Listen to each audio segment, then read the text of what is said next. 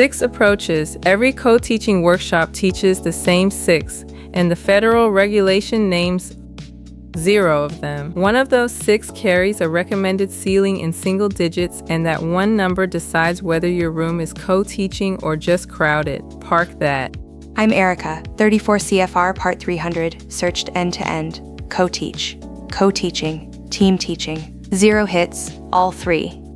Michael here. Take that silence seriously before you celebrate it. Congress wrote down what a school owes a child, and it wrote down who has to sit on the team that decides. It never once wrote down where those 2 adults stand when the bell rings, and that gap is not an oversight. Last episode, we counted the 47 words federal law spends on paraprofessionals and found your staff room cannot list was written mostly by a state. Today, both adults are certified teachers. Same question, harder. Both teachers are already required, just not in the same room. 300.321 lists 7 categories of required team member. 2 is not less than 1 regular education teacher. 3 is not less than 1 special education teacher. 2 of 7, and every word is about who sits at the meeting. So the regulation puts them both on the team and then says nothing at all about the classroom? Nothing. Which is why quoting your building's co-teaching rule as federal law is the fastest way to be the wrong person in front of parents. And it isn't only the regulation. The Department of Education put out 54 pages of inclusion guidance in January of 2025. It talks about general and special educators collaborating over and over and names no model at all. 10 years in a general education classroom, and not one of those years came without an IEP on my roster. Twice a specialist shared my room. Nobody told me our arrangement had a name. 1 adult, 1 room has been the default since before any of us were born. It had 5 other names it could have had too. So run 4 layers on anything anybody tells you about co-teaching. Federal regulation, federal guidance, a professional framework, 1 state's adoption of it. Say which layer out loud every time. Then here's what that test doesn't answer, Michael. If the federal regulation names no co-teaching model, who decided the one my room runs every day? 67%. Most recent federal count, the 2022 to 2023 school year, 67% of students with disabilities were in the regular class 80% or more of the day. That's whose room we're arguing about. Before we keep going, one small favor that actually moves the needle. If this is landing for you, tap like, then subscribe and turn on the bell so you do not miss the rest. 2 taps, completely free, and it pushes this in front of more people who need it.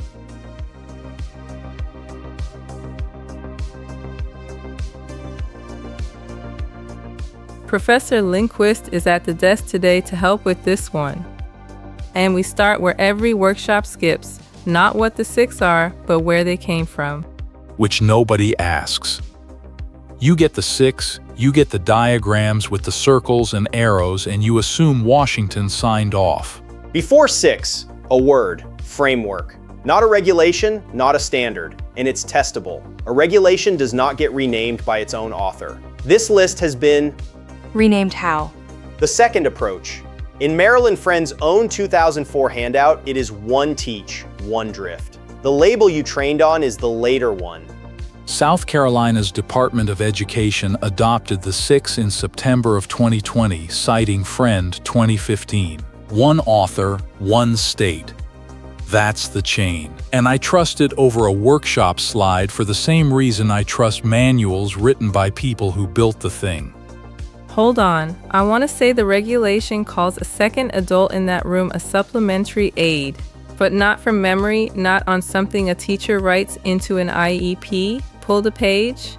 Straight off the department's own site, 300.42, quote, supplementary aids and services means aids, services, and other supports that are provided in regular education classes to enable children with disabilities to be educated with non-disabled children. There it is. Write that down instead of my guess. That's the kitchen table version, a category, not a model. A category doesn't change anything on Monday though. Nobody schedules a category. Then take the part that does. 6 rows, 2 columns. What each one is for, and how much of a plan one state says it should be. Station teaching, 3 chunks of content, 3 groups, everybody rotates, and by the end every kid has had all of it, 40%. Parallel, same lesson, half the class each, and cutting the ratio is the point. Also 40. Alternative, a small group pulled aside to reteach or push ahead, 30. Then the bottom 3. Team teaching, both of you leading at once, 20%. 1 teach, 1 assist, 1 leads, and 1 circulates, also 20. 1 teach, 1 observe, 5 to 10%, but frequent and short, 15 minutes. 2 share the top number. Call it the 40% lane, station, and parallel. That settles it. Watch a real one for a second. The timer goes and every kid in the room stands up. 2 adults, 2 small groups, and a third group running itself. That is the whole trick. So it's a ladder. Team teaching at the top because it's hardest, 1 teach, 1 assist at the bottom, and you climb as the partnership improves. That's exactly how it was explained to me. The ladder is the faulty part. Nothing there is ranked by difficulty. 6 tools, 6 jobs, and the ceiling is the boundary on each. A tool used past its ceiling stops doing the job you picked it for. And those numbers are one state's guidance, not a federal cap. The framework says it in its own words. These approaches all have advantages and disadvantages. No single approach is better than another. No single approach should be used in all situations. Then I've taught the ladder to student teachers for years, and it isn't in the source. That's mine to fix. Change one condition, brand new content. Both adults know it cold. Parallel if the ratio is hurting you, station if the content splits. Pause here and write down which of the 6 your room ran yesterday. Not the one on your schedule. Yesterday. Guess before he tells you. 2 say use me frequently, 1 says occasionally. The occasional one is team teaching, or 1 teach, 1 observer. Observe. Nobody observes weekly. That's a workshop fantasy. Fair and wrong. Observe is the one it calls frequent, weekly, 15 minutes at a time. Team teaching is the occasional one, and the framework calls it generally the hardest format to implement. Which is the opposite of how it gets sold. The hardest one is the aspirational one, the picture on the binder. There is a harder question underneath this, and before this video ends, somebody should say it. In 2024, researchers checked whether it matters who the second adult is. Hold that. Everything so far is the menu. The next few minutes are what you're building orders without reading it.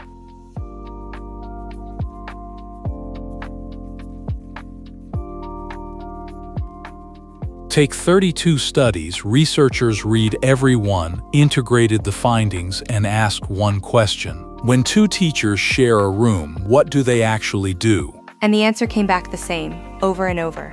That's the one I parked at the top. 1 teach, 1 assist. The framework that named it says use it seldom. No more than 20% of a lesson plan, and ideally under 10. That's what a building runs when nobody chooses. Dominant, that's the researcher's own word. Across all 32, 1 teach, 1 assist was the dominant role they observed. In classrooms characterized by traditional instruction, their phrase, and quoting, "This method is not highly recommended in the literature." The special education teacher was often observed to play a subordinate role, the specialist, circulating. The way that word lands, forget the word subordinate. I know the mechanism though because my minivan floor is permanently goldfish crackers for the same reason. It is easier to keep moving than to stop and change the system. This is the motorcycle all over again. In pieces in my garage, arranged by subsystem, photographed before disassembly like a crime scene. And I still ended up with a coffee can of screws nobody assigned a job to. So what do we call a second certified teacher nobody assigned a job to? A coffee can of screws. Seldom, no more than 20%. Ideally under 10. That's the recommendation for the arrangement 32 studies found running the room. We took a lap through your garage. Back to it. And the framework doesn't leave this to inference. Its own page on that approach says, in print it is often overused.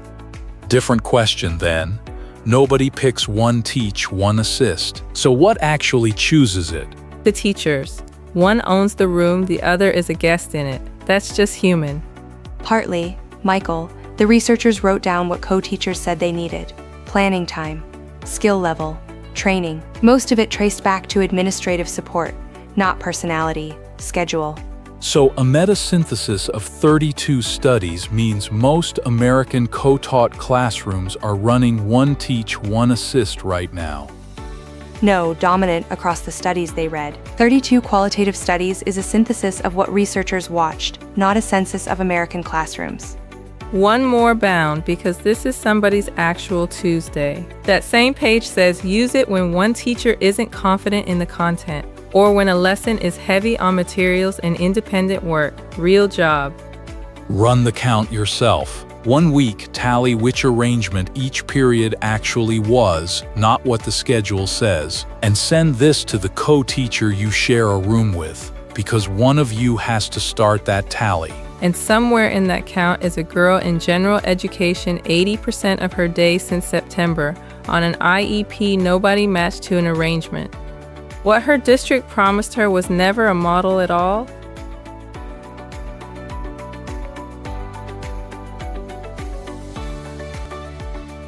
Professor Lindquist is back with us for this one. Services. That is the word her district actually promised her.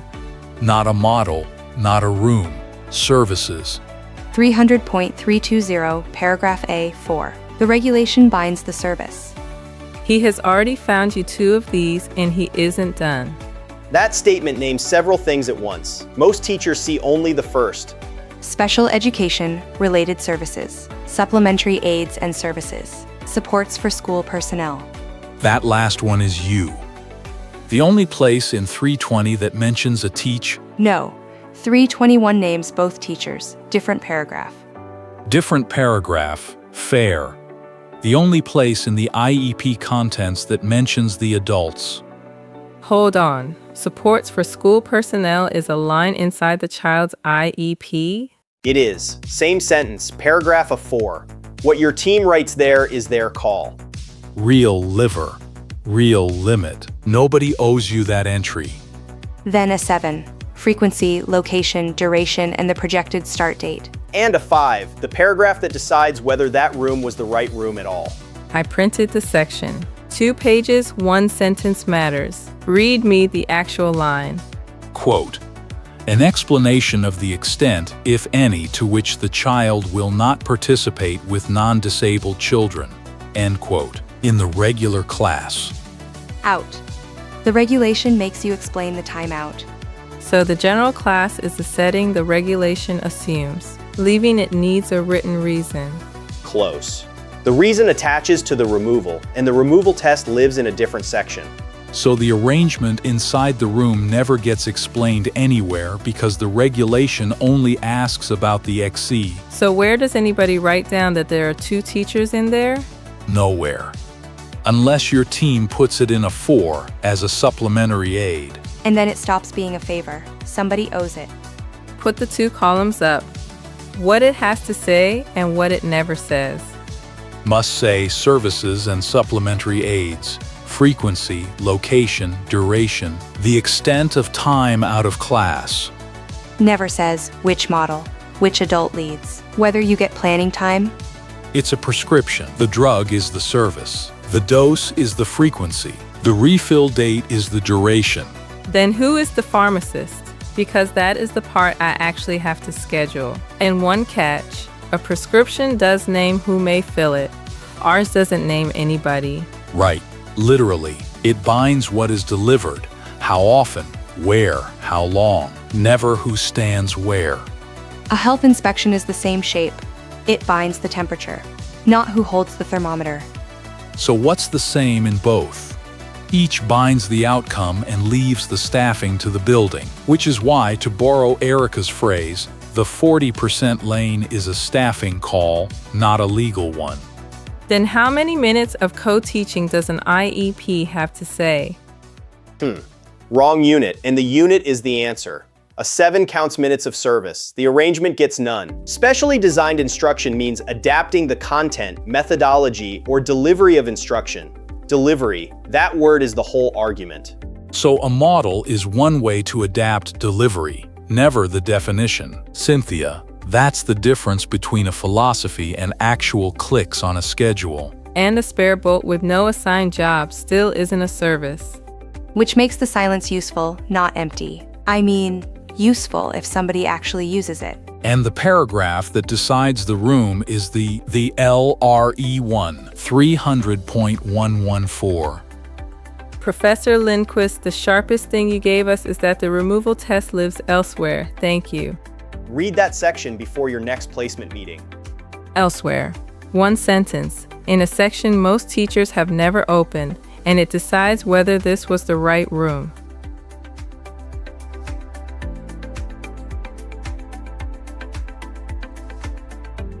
"128 studies, 52 thrown out for critical risk of bias, 76 left." Which is the opposite of what the field said for 20 years. In 2001, somebody reviewed 89 articles and found 6 with enough data for an effect size, 6. So for 2 decades, the honest answer was, we don't actually know. Now we do. 2024. Average effect on achievement against a single taught class. 0.11. Positive, statistically significant, and small. The interval runs from 0.035 to 0.184. The authors call that moderate. The number is small. Same pap. No, the bigger finding is buried. The preconditions everyone insists on didn't explain the variation. Buried under what? Land it properly. The way that reads, no, say it properly. They didn't move it, which is a harder sentence than the effect size, Michael. Remember the answer Lindquist parked at the desk. Whether it matters who the second adult is. Effects of mostly the same size, whether the studies use trained teachers or assistants with no teaching qualifications at a key. So a district reads that and cuts a teaching line. It can't. 300.156 still sets the teacher qualifications. A test score finding doesn't amend a regulation. Right. Research isn't permission, and I walked into that one. Take a composite, call her Ms. Okafor. 9th grade algebra, 20-something students, several on IEPs. 28? 20-something, doesn't matter. The first 10 minutes are straight out of the framework's own example. One teacher takes the warm-up, the other circulates and checks homework. Which the framework says is the right call for that beat. It is, her problem is minute 11. 10%, ideally, the framework's own number for the arrangement she ran all year. Nobody chose the whole period. Somebody chose the first 10 minutes, then stopped choosing. The scheduling half of this is Cynthia's lane. I'd get the class sizes wrong. If I had to pick one for a partnership that never chose anything, it's the 40% lane, station, and parallel. Those are where the ratio a kid actually experiences moves, and neither one asked the two of you to be in perfect sync by Monday. Run it per lesson, not per year. New content you both know cold, go parallel because you cut the crowd in half. Content that splits into pieces, station. A group that needs the last thing retaught while everybody else pushes ahead, alternative, and rotate who sits in it. A lesson where one of you doesn't know the material, one teach, one assist, and say out loud that's why. Data you need for a goal, one teach, one observe, 15 minutes, weekly. Team teaching when the partnership has earned it. 6 models, 0 paragraphs. Somebody should tell the binder. Yeah, and there's an alternative nobody says out loud, Michael. If your building won't give you shared planning time, a co-taught class in name only can serve that child worse than a well-run small group elsewhere. Legitimate thing to say in a meeting. And the regulation doesn't just permit that conversation, it tells you how to decide. Straight off the department's page. Separate schooling happens only where the disability is severe enough that regular classes, and I'm quoting the last clause, with the use of supplementary aids and services cannot be achieved satisfactorily. With the use of supplementary aids and services. So the test isn't whether she copes in there. It's whether she gets there with the supports written down. Right. And a support nobody named is not a support. If you hold one thing out of all this, hold that the arrangement is a decision somebody makes out loud. Name it in the meeting. Write the service in a 4. Covered. If your schedule makes more sense than it did 20 minutes ago, hit like and subscribe. Episode 13 does the service minute math. A whole year of a child's instruction hangs on an arrangement nobody signed. Which of the 6 ran your room yesterday, and who in your building actually decided that? Go choose one on purpose this week. See you at the next meeting.